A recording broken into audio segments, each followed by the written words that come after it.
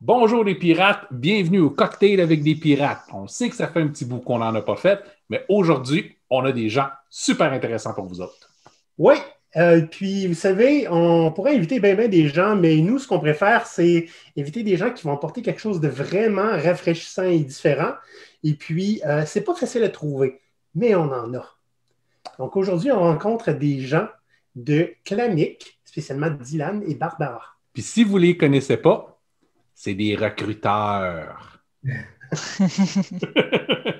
Cet épisode vous est présenté par GoPirate Canada, un organisme à but non lucratif d'économie sociale luttant contre la fragilité socio-économique des individus et favorisant l'apparition d'organismes progressistes. Maurice et Olivier, n'en pouvant plus d'entendre les entreprises de recrutement dire « On trouve des gens, on les place chez des clients, ce qui est absolument incompatible avec l'idée de traiter les gens comme des humains. » LOL! Ils ont décidé de prendre un cocktail avec des recruteurs qui font les choses différemment. Voici leur histoire. Oui, Maurice, j'ai mis LOL dans ma présentation. Ben oui, hein? Et que t'es jeune et dynamique. Ah ben écoute, il faut attirer des nouvelles audiences. Maurice, aujourd'hui, on reçoit Barbara et Dylan de chez Clanic. Bienvenue à vous deux. Merci pour l'invitation. Merci, aussi. Donc, je vais vous expliquer rapidement. Dylan, tu es recruteur chez Clanic. C'est ça, moi je suis recruteur slash partenaire RH chez Clanic. Donc mon rôle, c'est de recruter de nouveaux consultants, puis je m'occupe aussi de leur suivi au sein de Clanic. Donc, toi, essentiellement, tu es le gars qui, lors d'entrevues, promet plein de choses.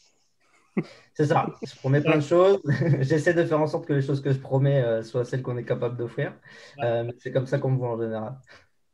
Et comme en recrutement, c'est des fois, souvent, on se fait promettre plein de choses qui n'arrivent pas. On a décidé d'inviter aussi quelqu'un qui peut nous dire que chez Clanic, ça arrive. Donc, Barbara. Oui, voilà. Du coup, moi, je suis ingénieure informatique et donc je suis aussi consultante chez Clanic. Et effectivement, je suis passée par toute la phase de recrutement et aujourd'hui, je suis en mission chez Bell. Ah, d'accord. Donc, écoutez, je vais raconter très, très rapidement comment on a fait connaissance. C'était assez simple, hein? Il y a quelqu'un que je ne connais pas qui m'écrit sur LinkedIn et qui me dit, écoute, je vois que tu es Scrum Master dans tes mandats. J'ai peut-être quelque chose qui pourrait être intéressant. J'aimerais ça te parler de ma compagnie. Moi, je suis comme, bon, un autre. Mais je vais parler à Maurice, peut-être qu'il cherche quelque chose en ce moment. Maurice, quelques minutes après l'appel, me dit, Dude, c'est spécial, eux autres. Comment tu as vécu ça, Maurice? J'ai pas tendance à dire ça bien souvent. Hein? Oui, en effet. Comment ça s'est passé? Ben, ça s'est bien passé. En fait, ce que j'ai trouvé intéressant, c'était toute la philosophie qu'il y avait derrière Clanic. Puis le fait que c'est une entreprise qui non seulement sonne comme s'il s'intéressait aux humains, mais Dylan a été capable de me décrire des choses qu'il faisait qui étaient clairement pour les humains. Donc, juste le fait que les bottines suivent les babines, les actions suivent les paroles, j'ai trouvé ça intéressant. Fait que c'était un super de bel échange. Puis, je voulais t'en parler tout de suite après. Puis, on est devenus... On est des relations maintenant. Oui. Puis, tu sais, j'aimerais juste appuyer solidement le fait que tu as trouvé qu'une place qui dit quelque chose et qui le fait, c'est intéressant et spécial, ça en dit long sur le marché. OK? Ouais, tu sais, j'ai tendance à être un tout petit peu cynique. On est cynique. C'est correct que vous nous trouviez qu'on exagère. OK?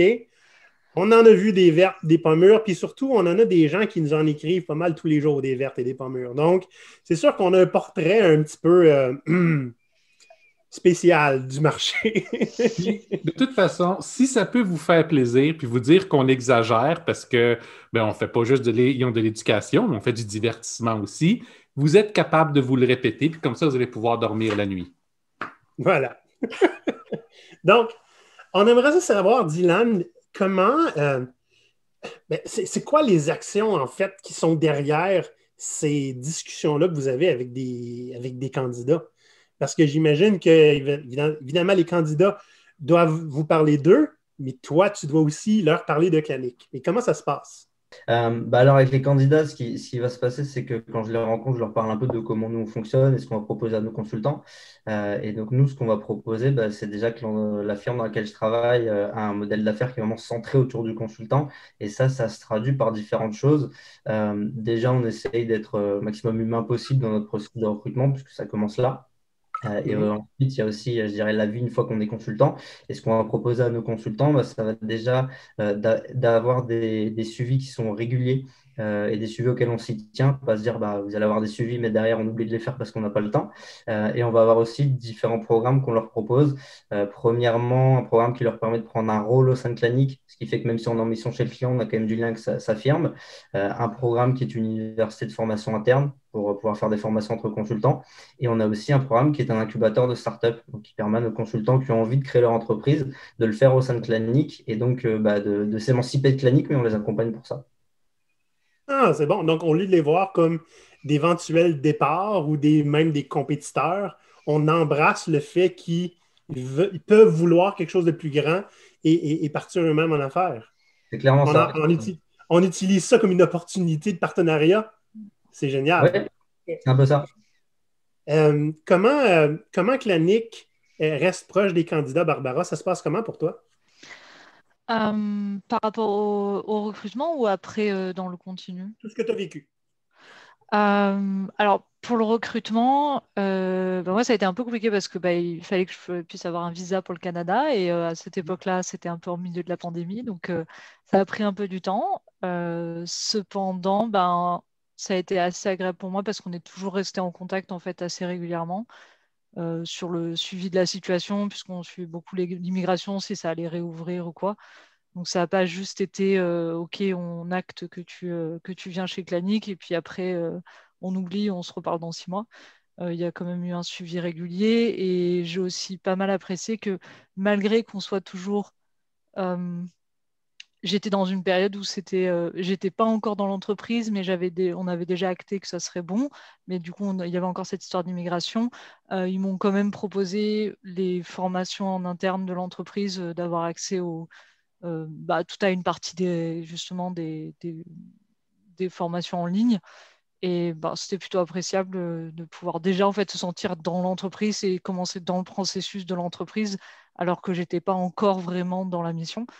Donc ça, pour moi, ça a été déjà un premier point pour l'entreprise, qui donne d'ailleurs un bon retour en tant que on vient de passer le process de recrutement. Comme on dit, des fois, il y a quand même des écarts aussi entre ce qu'on nous dit et ce qui se passe derrière. Donc là, c'était déjà un premier bon point. Et après, depuis que ma mission elle a commencé, en effet, oui, il y a vraiment un suivi qui est régulier. C'est pas la première fois que je suis en société de service. Donc je connais aussi d'autres modèles, on va dire. Et oui, il y a vraiment un suivi qui est régulier et qui est des fois effectivement plus formel. On planifie un appel, on bloque 30 minutes, ou des fois un peu moins informel par des moyens plus rapides de communication, juste OK, est-ce que tout va bien? Est-ce que tu as eu un suivi? Enfin, est-ce que tu as eu des nouvelles sur ça ou sur un topic ou quoi? Donc j'apprécie la fluidité des conversations et des échanges avec je dirais Clanic en général, parce que oui, ça peut être avec Dylan, mais ça peut être aussi avec d'autres personnes de l'entreprise. Toi, Barbara, tu es d'origine française? Oui, désolé. C'est ton premier travail à Montréal? C'est mon premier travail à Montréal. OK, donc tu n'as pas connu le reste. Le reste de Montréal, l'expérience à Montréal encore, à part avec Clanic. En quoi l'expérience avec Clanic est différente de ce que tu as connu avant? Alors pour moi, ce qui est vraiment le gros point par rapport à Clanic, c'est en fait le dynamisme que je retrouve dans l'entreprise. Forcément, oui, on a une partie où on est en mission chez le client et ça reste quand même notre day-to-day de travail. Mais justement, par rapport à ce que j'ai vécu avant, où il y avait au final que la mission chez le client et on va dire un peu l'environnement de travail, finalement, c'est que la mission chez le client et ça devient très exceptionnel et rare plutôt les échanges avec sa société de service qui au final est vraiment notre employeur. Avec Clanic, on n'est pas du tout en tout cas moi je suis pas du tout là-dedans parce que j'ai des échanges réguliers, ils me proposent, comme je dis, on a souvent genre, ce qu'on appelle des tech days, donc c'est des journées entières où il y a un ensemble de conférences et c'est toujours des topics qui sont très d'actualité et qui sont centrés souvent sur... c'est pas des choses complètement annexes ou quoi, c'est toujours des choses qui sont proches de ce que j'aurais besoin ou ce que j'aurais besoin de savoir à l'avenir ou quoi. Donc pour moi, c'est vraiment le dynamisme qu'il y a dans l'entreprise en fait, qui fait qu'on se sent aussi vraiment de Clanic. Oui, je travaille chez Bell, mais je me sens aussi vraiment de Clanic, alors que j'avais moins ce sentiment dans d'autres expériences, on va dire. Où oui, j'étais dans une firme de conseil, mais ouais, à part les voir de temps en temps, c'était tout quoi. OK. Voilà. Moi, j'aimerais ça parler un petit peu de votre université Clanic, parce que j'ai trouvé le concept vraiment intéressant. En fait, ici, le modèle qu'on va voir, si on veut, assez régulièrement, c'est où les consultants demeurent des gens indépendants, mais vous embauchez vos consultants. On a quelques-uns qui font ça aussi. Mais vous avez vraiment un focus pour, je veux dire, faire grandir vos candidats, les rendre plus intéressants, leur apprendre des nouvelles choses, les aider à se développer. Puis, voulez-vous nous parler de cette université-là? Sûr. Comme tu le dis, ça permet à nos consultants de grandir et en fait, c'est vraiment gagnant-gagnant parce que pour nous, c'est intéressant parce que nos consultants montent en compétences et pour eux, c'est intéressant parce qu'ils apprennent plein de choses et ils peuvent un peu partager leur savoir. Et justement, cette université de formation interne, l'idée, c'est d'avoir des formations qui sont faites entre consultants, ce qui ne veut pas dire que si jamais il n'y a pas les formations souhaitées, on ne peut pas faire appel à des gens extérieurs. On a aussi des budgets pour des formations externes. Mais l'université interne, l'idée, c'est qu'un consultant qui a envie de partager ses connaissances, de créer sa formation, peut le faire, peut prendre un rôle de formateur. Et à travers ce rôle, il va créer sa propre formation. Il va faire partie du catalogue de formation et les autres consultants vont pouvoir suivre cette formation à l'avenir.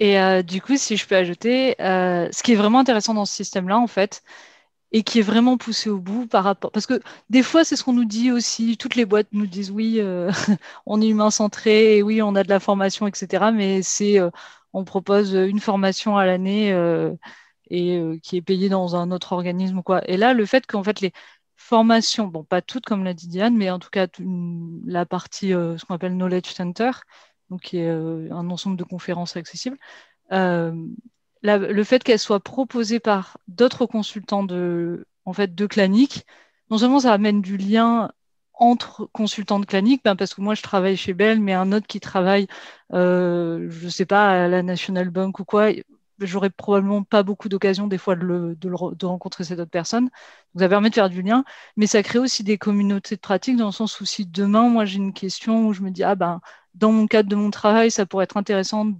d'améliorer ce process-là. J'ai eu une formation là-dessus. Je connais quelqu'un à qui je peux poser des questions et avec qui je vais pouvoir aller échanger sans non plus avoir à appeler une société de formation qui, forcément, peut-être coûterait beaucoup pour juste poser quelques questions, quoi. Alors que là, j'ai accès, en fait, c'est du réseau, enfin, basiquement, c'est du réseautage, hein, mais c'est un réseau, finalement, qu'on développe en interne de l'entreprise. Non seulement ça fait du lien, mais en plus, on profite des compétences de chacun dont on n'aurait pas forcément eu connaissance sans ce système-là, en fait. C'est bien. Puis ça permet aussi de développer des compétences de mentor aux gens. Tu sais, beaucoup de consultants ont habituellement jamais eu à enseigner avant. Commencer cette expérience-là parce qu'on a une expertise unique, puis voir que les gens accrochent, posent des questions, puis veulent être accompagnés, c'est gratifiant, mais c'est des nouvelles compétences à développer, puis c'est intéressant aussi. Hein. Oui. Tu sais, Maurice, quand il m'a parlé de la Clanic, j'ai fait comme, cool, tant mieux. Sans nécessairement être convaincu, jusqu'à temps qu'on parle un petit peu plus avec ces gens-là. Quand on a vraiment parlé à quatre, hein, avec ton collègue Maxime Dylan, vous nous aviez dit, puis c'est là que j'ai compris là, à quel point c'était puissant ce que vous faites.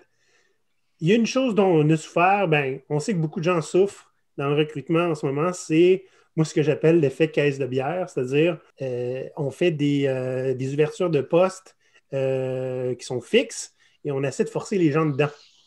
Et ce que j'ai compris, c'est que de votre côté, vous mettez le focus sur essayer de travailler avec les candidats et leurs aspirations au lieu de les forcer dans quelque chose qui n'est peut-être pas nécessairement un bon fit pour eux. Oui, alors je dis pas dans la mesure du possible, dans le sens où des fois on va essayer de forcer, c'est pas ça. C'est simplement que ça dépend aussi des besoins qu'on a sur le moment, des postes qui sont ouverts chez nos clients. Après, en effet, quand on a quelqu'un surtout qui va vraiment se retrouver dans notre modèle d'affaires, qui va vraiment avoir les valeurs qu'on cherche chez Clanic et qu'on se dit, ouais, cette personne va vraiment bien s'intégrer chez nous, va apporter de la valeur et va s'y sentir bien, on est capable, si ça rentre dans le domaine de compétences, en effet, de prendre le dossier de cette personne et d'aller rencontrer des clients, d'aller chercher un mandat pour cette personne, alors qu'à la base, on n'en avait pas. C'est ce qu'on fait d'ailleurs avec l'un de vos collègues qui est Serge, que vous nous avez recommandé.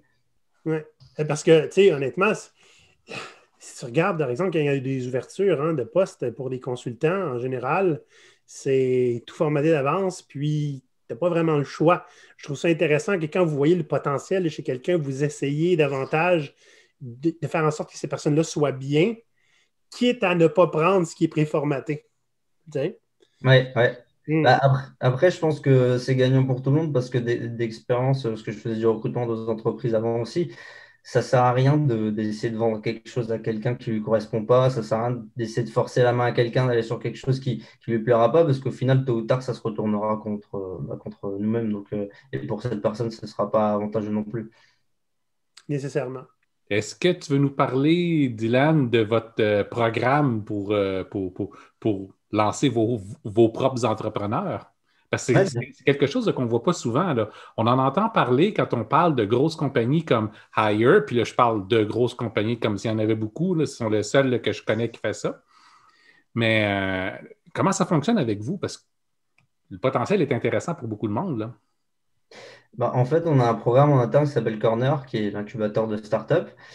Et alors, ça va permettre aux consultants, mais aussi à des personnes extérieures, hein, c'est aussi ouvert à des personnes extérieures, mais tous les ans, on va faire des appels à projets. Et nos consultants qui ont une idée qui est déjà bien aboutie, parce que si elle n'est pas encore aboutie, ils peuvent contacter Corner durant l'année pour essayer de travailler avec eux, voir comment faire évoluer ça. Mais lors de l'appel à projet, ils vont présenter leur idée d'entreprise. Ils vont passer devant un jury qui est fait de membres de Clanic, d'entrepreneurs. Et les personnes qui vont être sélectionnées, dont le projet est assez solide pour rentrer sur le marché, direct, vont pouvoir se faire incuber par corner, donc pendant une période qui est de 9 mois, qui est renouvelable une fois. Et là, en fait, en tant que firme de consultation, on va leur apporter tout ce qu'on peut leur apporter et qui est dans notre domaine, c'est-à-dire qu'il y a d'autres consultants qui vont pouvoir s'investir dans leur entreprise, puisque on pourra revenir dessus, mais on peut prendre des rôles chez Clanic, il y a des personnes qui vont prendre des rôles là-dedans pour aider les entrepreneurs. On va aussi pouvoir les aider à recruter leur équipe, puisqu'on a un service RH qui recrute quotidiennement. Et Clanic peut aussi mettre à disposition un fonds d'amorçage donc qui va jusqu'à 75 000 dollars pour aider à démarrer l'entreprise. Mais l'idée, c'est vraiment que l'entreprise est celle de la personne. Le but, c'est pas de garder ça au sein de la société Clanic. Est-ce que tu peux nous donner un exemple ou deux de sociétés qui ont réussi à émerger de ça? Oui, je peux vous parler de Shield, par exemple. Shield, c'était le projet d'un consultant à Marseille qui voulait en fait créer un boîtier qui pourrait être attaché au casque de moto pour que lorsqu'il y a un accident, prévenir les secours directement, lorsqu'il y a une tentative de vol, prévenir les services concernés et qui est en fait passé par Corner. Et je pense que ça fait maintenant 2 ans à peu près qu'ils sont en activité. C'est une startup qui fonctionne toujours, qui a son équipe. Je n'ai pas de chiffre exact sur le nombre de personnes, mais qui fonctionne et qui grandit petit à petit. Et on a aussi Rofilm qui est là pour le coup d'un membre extérieur, donc qui n'était pas consultant chez Clanic, et qui est une startup qui permet de mettre en relation des médecins pour qu'ils puissent débriefer ensemble de diagnostics et chercher des solutions ensemble par rapport au cas de leurs patients. Donc ça, c'est l'une des premières startups dans le médical, je pense, à faire ça en France. Et pareil, c'était quelqu'un qui était de Marseille. OK. Oh. Mal. Barbara, est-ce que tu as des projets dans ce genre-là? Est-ce que tu envisages peut-être aller utiliser? Euh, Oui, après, c'est juste que ça me faisait penser tout à l'heure. Je pense qu'il y a quand même sur les valeurs dont parlait Dylan, qui revient quand même chez les consultants qu'ils embauchent. Et effectivement, j'ai déjà eu des expériences entrepreneuriales, dont une assez récemment, là, au début, enfin, il y a quelques mois, juste avant. Donc, oui, ça m'arrive de participer à des hackathons ou quoi, parce que c'est un milieu que j'apprécie et dans lequel je suis investie. Alors, j'avais pas mal de contacts plutôt en France. Maintenant, justement, je commence à Montréal. qui a aussi un gros bassin de micro-entreprises et de start-up. Donc oui, pour moi, c'est ça aussi ça a été aussi un plus pour moi chez Clanic de voir qu'ils étaient investis avec le Corner IO et que oui, ils ont aussi un pied dans l'entrepreneuriat et c'est toujours intéressant, quoi. Donc à voir. À voir. Le Voilà. futur est incertain. Du côté du genre de personnes que vous recherchez pour Clanic, on sait que vous recrutez beaucoup du côté des TI. Vous cherchez quoi en particulier? Parce qu'on a beaucoup de gens là, qui, Ben, dans notre réseau puis dans nos auditeurs qui se cherchent une maison, là. C'est vrai que nous, on est spécialisé dans les TI, donc ça va être principalement beaucoup de profils techniques, je dirais, des personnes qui sont développeurs, DevOps, qui travaillent dans tant que data ingénieur, ce genre de choses. Après, nous, on a 4 axes de spécialisation. Tout ce qui va être développement de manière générale, avec un focus ici à Montréal sur tout ce qui va être Java, C++, donc on a pas mal de postes comme ça. Puis tout ce qui va être DevOps, tout ce qui touche au DevOps de près ou de loin, ça, on a beaucoup de postes là-dedans. Après, ce qui va concerner la data, l'intelligence artificielle, machine learning, c'est des sujets qu'on développe également. Et aussi la cybersécurité. Cybersécurité, ça, c'est un gros enjeu en ce moment et on a beaucoup de besoins là-dessus. Donc, dans la description du vidéo ou de l'épisode, vous allez avoir les coordonnées de Dylan pour réussir à la rejoindre si vous avez besoin. Dylan, on avait aussi parlé de la possibilité d'avoir des rôles évolutifs chez Clanic. Dans le sens où, quand on se fait embaucher comme développeur, puis qu'on décide qu'on n'aime plus ça, on ne meurt pas développeur. Ça se peut-tu, ça? Alors, il y a ça, c'est une possibilité. Ça, c'est plus par rapport à côté formation, c'est-à-dire que quelqu'un qui veut effectivement arrêter d'être développeur, dans la mesure où on peut l'accompagner, par exemple, un développeur qui voudrait devenir Scrum Master, c'est déjà dans le domaine du faisable, on va pouvoir l'accompagner sur tout ce qui est de formation, etc., pour essayer ensuite de lui trouver un mandat qui va le rapprocher de ça. Après, les rôles dont je parlais, ça va être des rôles qui vont permettre aux consultants de prendre un rôle chez Clanic, donc pas au-delà de leur mandat chez la mission, c'est de prendre un rôle comme Barbara, par exemple, qui est organisatrice d'événements et qui nous aide sur tout ce qui est relations école. Ça va être des rôles de formateurs, des rôles de consultants corner, donc qui vont aider les entrepreneurs dans leurs entreprises. Enfin, on a à peu près une vingtaine de rôles comme ça que les consultants peuvent prendre. Et en fait, ces rôles, c'est vraiment sur base du volontariat, mais ils vont tous être objectivés, quantifiés et valorisés financièrement. Ce qui fait que quand on donne de son temps sur ce rôle-là, on est quand même récompensé pour ça. Okay. Je me demande, parce que là, on parle beaucoup de choses qu'on peut faire chez Clanic quand on est un employé, quand on est à l'emploi de Clanic. Quelle proportion est-ce qu'on travaille chez le client versus chez Clanic? J'imagine que c'est du cas par cas, mais je suis curieux de savoir, est-ce que les gens sont 37 ou 40 heures au client et en plus font des heures sup pour Clanic, ou est-ce qu'il y a une part d'heures réservées, ou comment ça fonctionne? Alors, les consultants sont quasiment tous ici à Montréal chez le client. Il n'y a pas quelqu'un qui travaille directement dans le bureau pour un client à distance ou quelque chose comme ça. Et ces rôles-là, ça se fait vraiment sur base du volontariat, sur le temps libre. Donc, ça dépend vraiment du temps que le consultant a envie de donner, de la période. On peut trouver un plan d'un rôle parce qu'en ce moment, j'ai du temps à consacrer et plus tard arrêter parce que j'ai plus le temps. Donc, c'est vraiment à gérer au cas par cas. OK. En fait, Barbara, pour toi, comment ça se passe, cette portion-là? C'est-à-dire ton investissement dans Clanic, est-ce que c'est bien vu chez tes clients aussi, le fait que tu vas passer du temps avec Clanic? Pour moi, après, c'est du temps qui est décorrélé, comme il a expliqué Dylan.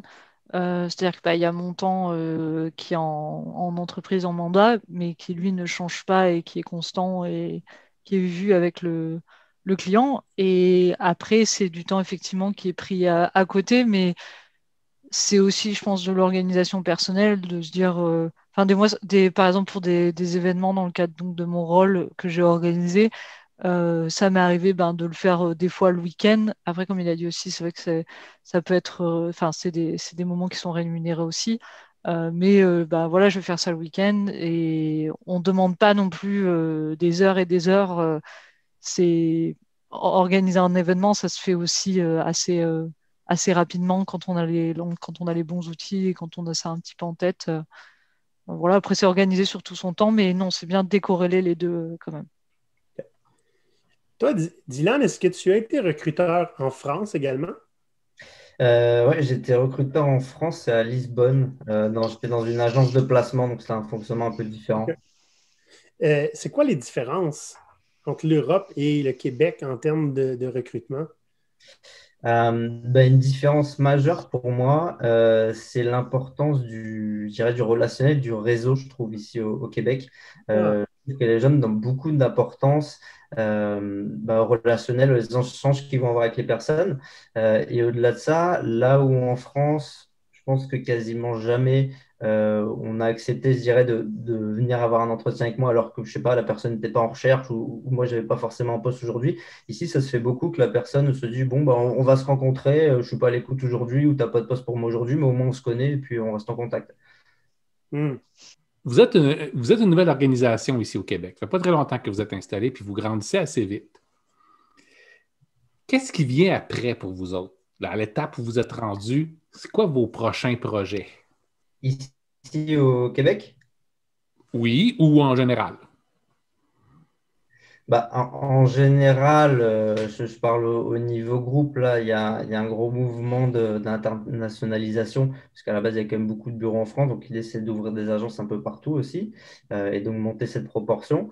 Et ici, au Québec, nous, ça va être de continuer de grandir et de s'implanter en local.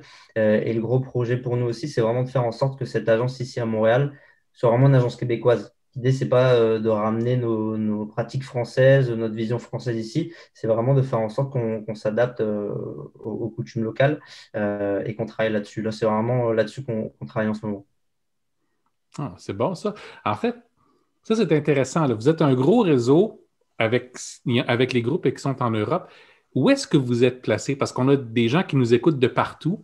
Donc, pour savoir ceux qui savent où vous rejoindre localement. Alors, aujourd'hui, on est un peu présent en France, comme vous l'aurez compris. On est également en Belgique, à Monaco. Bon, c'est en France, mais c'est pas en France. Il me semble qu'il y a quelques agences qui vont ouvrir prochainement en Europe, comme en Espagne ou en Suisse. Et on a également aujourd'hui une agence à Dubaï et à Houston aux États-Unis. Et on est en train d'ouvrir une agence à Toronto là, actuellement. Quand même. Vous êtes, vous vous répandez partout. C'est ça. Ben, c'est une bonne chose. Ça prend du monde comme vous autres. Oui. Moi, j'ai la question qui tue pour Dylan, là. On peut peut-être finir là-dessus, à moins que tu aies d'autres questions après, Maurice. Correct. J'ai peur. Dylan, pourquoi c'était peurant, un trou dans un CV? Vous faites quoi avec ça, vous autres, chez Clanic? Là, je ne parle pas d'un trou physique dans un CV, un trou d'un an. Je n'ai pas travaillé pendant un an. Pourquoi est-ce que les gens sont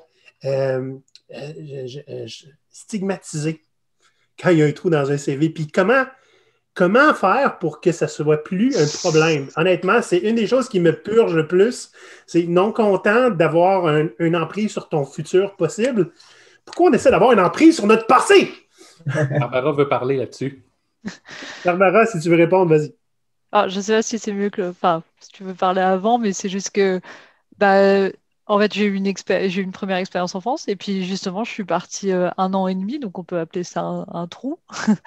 Et pour autant, bah, ça n'a pas empêché Clanic justement d'apprécier aussi mon profil et la diversité que ça avait amené bah, par exemple, moi, en l'occurrence, c'était une expérience à l'étranger en Nouvelle-Zélande et enfin, qui n'était pas dans le domaine de l'IT, enfin de l'informatique. Mais ça, c'est bien là où je pense que ils incarnent profondément la valeur humaine dont ils parlent, dans le sens où un voyage d'1 an à l'étranger en toute seule aussi, on grandit aussi personnellement, mais quand on grandit personnellement, ça implique forcément nos qualités professionnelles aussi. Et je pense que Clanic, justement, a su apprécier ce côté-là et le voit pas comme quelque chose à tort, mais justement une plus-value. Je ne sais pas si tu as la rejoint, mais en tout cas, moi, c'est C'est intéressant d'avoir ton point de vue là-dessus. Moi, je réponds en tant que recruteur pour répondre à ta question. Le trou, je pense que tout simplement, ça fait peur. C'est l'inconnu. On ne sait pas ce qui s'est passé à ce moment-là. Je pense qu'en général, c'est bête, mais quand on est recruteur, tout ce qui va sortir de l'habituel, tout ce qui ne suit pas les années, etc., l'expérience, les termes, les mots-clés qu'on recherche, etc., forcément, ça va dire, c'est peut-être pas exactement ce que je cherche aujourd'hui. Moi, quand il y a un trou dans le CV, ça ne me pose aucun problème. En général, par contre, ça m'intéresse de savoir ce qu'a fait la personne pendant ce temps-là. Est-ce que elle est partie en voyage? Est-ce que c'était pour faire des formations? Est-ce qu'elle s'est réorientée? Je dirais que quand il n'y a rien du tout, on se demande toujours qu'est-ce qui s'est passé. Mais après, on veut juste savoir ce qui s'est passé et il n'y a pas forcément de jugement derrière. Ouais, parce qu'il y a des stigmates, souvent, tu sais, la vie étant ce qu'elle est, des fois, c'est obligatoire de prendre un poste qui est complètement en dehors de tes compétences ou en dessous de ton niveau, puis tu ne veux pas nécessairement avoir à le dire. Donc, s'il n'y a pas de stigmate avec vous autres, tant mieux, parce qu'on voit ça quand même assez régulièrement, là. Puis avec l'avènement des fameux profils atypiques, c'est pas quelque chose qui risque de s'enrayer bientôt, hein? Je veux dire, bon, là, c'est sûr qu'en pandémie, c'est plus difficile de voyager. mais les gens sont un petit peu plus de difficulté à rester au même endroit très, très longtemps, spécialement en TI. Il y en a qui vont être vus comme, mon Dieu, mais tu changes d'endroit aux 2 ans, donc logiquement, tu vas rester chez nous 2 ans. On met le bien-être et l'épanouissement de l'employé sur son propre dos. C'est à toi de t'épanouir plus que 2 ans chez nous. C'est pas notre travail à nous, ça, de te garder 2 ans, tu sais. Comme si c'était nécessairement sa faute, tu sais. Je trouve ça un peu spécial, en fait. Puis tant que moi, les atypiques, je veux dire, c'est notre tribu, là, nous autres, là. Maurice, lui, est ceinture noire en atypisme, là, avec plusieurs dames. Maurice, il a été fermier. Il y a historien, archéologue, fermier, gestionnaire de projet, temporaire pour faire plein de choses. J'ai été cuisinier un petit bout de temps. J'ai été un expert en agroalimentaire pendant un petit bout de temps. Scrum Master, coach, j'ai travaillé dans tellement de domaines. Tu n'as pas fait de l'assurance qualité aussi? J'ai fait de l'assurance qualité, c'est vrai, dans le jeu vidéo puis dans d'autres domaines. J'ai vendu des balayeuses quand j'étais plus jeune. Il n'y a pas grand-chose que je n'ai pas fait, là. Moi, quand je monte mon CV puis qu'on me demande « OK, c'est tout ce que tu as fait, ça? » La réponse, c'est non, puis je n'ai pas envie d'en parler de tout ce que j'ai fait parce que tout ce que ça va faire, c'est que je vais te faire peur, OK? Ça, c'est mon CV que tu es capable de digérer. Mais tu ferais quoi avec un CV de Maurice qui a vendu des balayeuses puis qui a été fermier? En quoi c'est une richesse pour Clanic alors que c'est quelque chose d'épeurant ailleurs? Mais en fait, ce qu'il faut, c'est comprendre le parcours de la personne. C'est sûr que les expériences de Maurice en tant que d'historien et avec les balayeuses, ça va être compliqué à vendre aux clients, entre guillemets, je dirais. Personnellement, c'est sûr qu'il m'a attiré plein de bonnes choses. Et puis moi, quand je l'ai rencontré, on a parlé de ce qui nous intéressait, c'est-à-dire c'était pour du Scrum Master, donc on a plutôt parlé de ce qu'il a fait de ce côté-là. Après, chacun son parcours de vie et chacun en tire ses enseignements, je dirais. Oui, absolument. C'est bon. Leanifier, hein, amener le lean dans une ferme, c'est un défi particulièrement intéressant. Ah ouais, hein? Est-ce que les animaux écoutent ça, puis ils suivent vraiment les instructions puis le processus? Non, les animaux sont comme le travailleur moyen qui voit un consultant arriver, ils font continue de faire exactement la même chose qu'ils faisaient avant. Ah, c'est bon. J'ai envie de faire un 180 degrés avant qu'on termine, chers invités. Est-ce que vous avez des questions pour GoPirate? La réponse peut être non. Je suis désolé, j'ai déconnecté pour le coup. Je pensais que tu t'adressais aux gens qui regardaient la vidéo. Alors Non. Vous deux, là.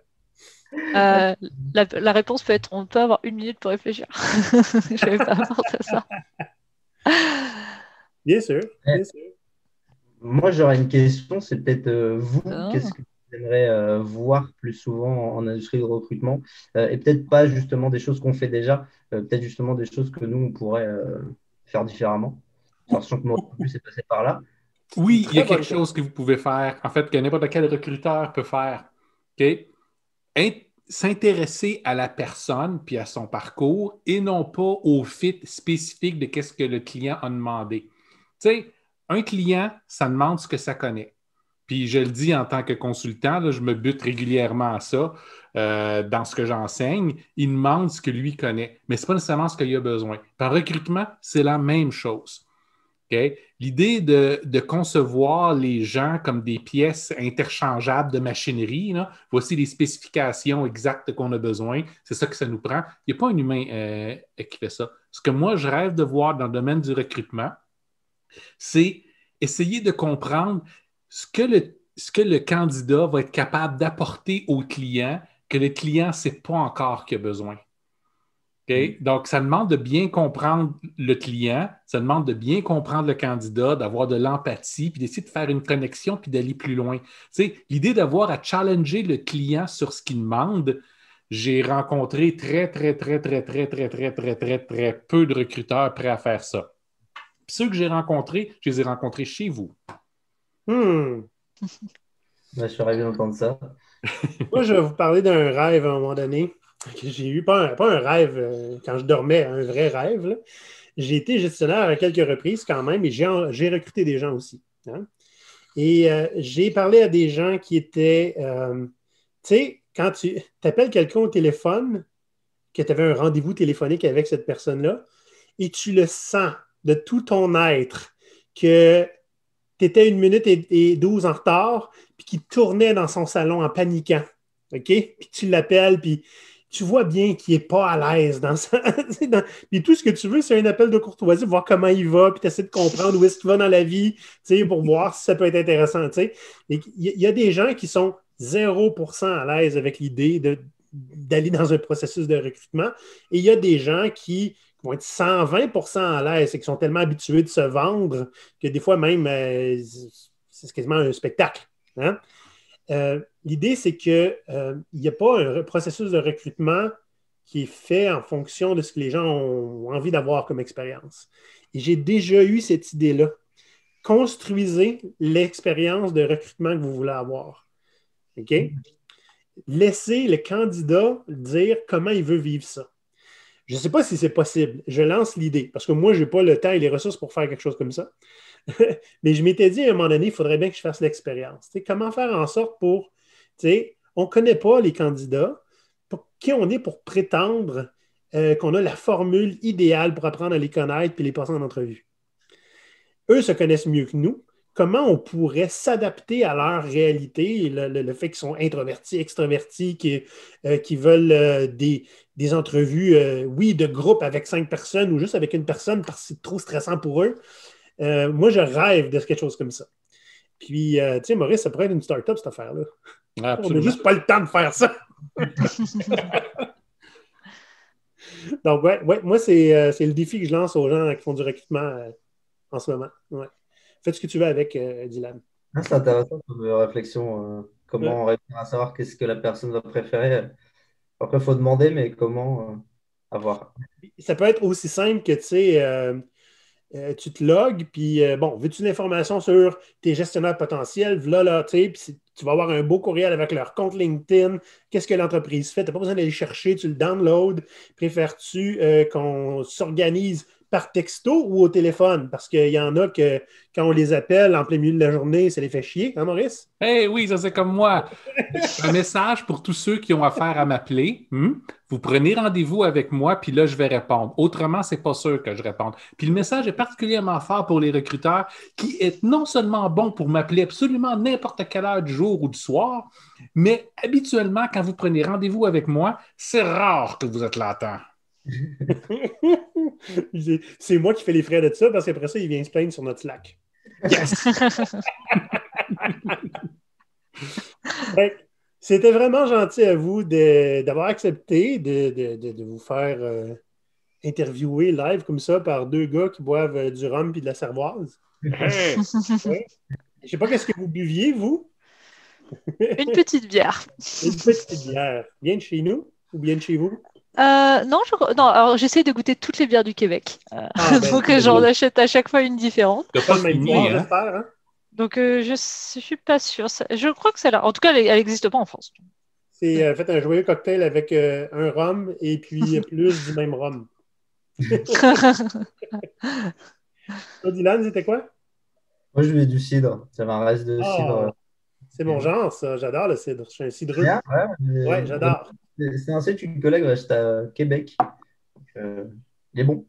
Super. Maurice, toi, tu étais dans la cervoise. Étais-tu Oui. tiède comme dans Astérix? Non, moi, je la prends froide et c'est absolument délicieux. Puis c'est assez différent de la bière pour que ça vaille la peine d'y goûter. Mais je vous dis pas c'est laquelle. Puis déjà, juste en parlant que c'est de la cervoise, il y a genre une compagnie qui en fait. Fait que va falloir qu'on les facture, eux autres. Donc, petit message de la fin hein, pour nos chers auditeurs en ce moment. Si vous avez aimé ce que vous avez entendu, vous voulez en savoir plus sur Clanic, n'hésitez pas à aller sur LinkedIn, ils sont faciles à trouver. Puis Dylan aussi, on peut facilement le trouver hein, en cherchant Dylan Clanic, vous allez trouver ça immédiatement. Appelle-moi Clanic parce que je l'écris tout le temps avec 2 N puis je sais que c'est pas comme ça. K-L-A-N-I-K. Pour devenir un pirate officiellement et faire partie de la démocratie de GoPirate et voter pour nos projets, ça va sur patreon.com/GoPirate Canada. Et n'oubliez pas de venir faire un like et aller cliquer sur la petite cloche pour vous abonner à notre YouTube.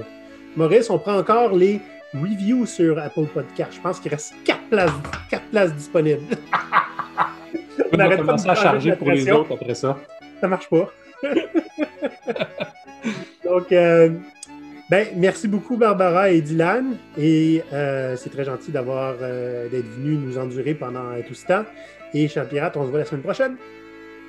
Bye! Bye bye! Bye!